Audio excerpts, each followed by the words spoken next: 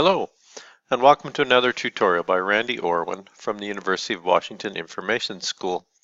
In this tutorial, I'm going to show you how to bulk copy a bunch of different voice threads so you don't have to do them one at a time. So to get started, make sure that you're logged into Canvas, as you can see here. I'm going to go into our Learning Technologies support site and get myself logged into VoiceThread, as you can only log into VoiceThread by actually logging into Canvas first. So I'm going to click on the VoiceThread home link here on the left. That's going to log me into VoiceThread, and it's going to load in an iframe inside Canvas. I'm going to pop it out to full screen so I have a much better access to the screen real estate.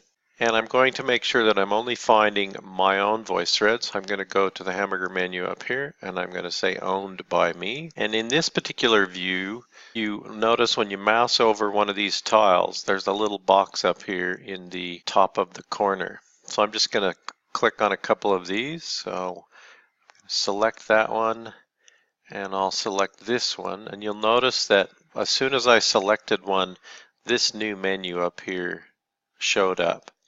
I'm going to go to this icon right here, copy selected. I click copy selected. It puts them in a list for me so I can change the title if I want to, or I can leave the copy of nulls. In this case, I'm just going to leave them.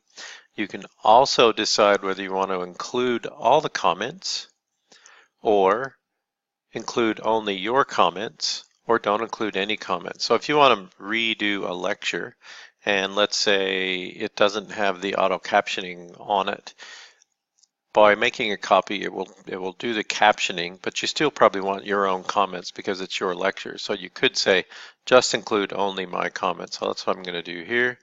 I'm going to say copy, and it'll tell me its success is done. And we'll refresh this screen here. And you can see now I have a copy of test and a copy of Knowles Adult Learning. I'm going to go ahead and delete these copies now. And then I'm going to show you the other view that you have here. So I'm going to click on my hamburger menu. I'm going to go to the list view. Same thing applies here, except in the list view you have these big blue boxes out to the side. I'm going to do the same thing. I'm going to make a copy of this one and a copy of this one again, and you'll notice as soon as I select, the menu up here changes. I'm going to say copy. Same thing, just include my own comments, copy, and there's my success. And if I refresh this screen, you see that I have those copies again. Hopefully this helps.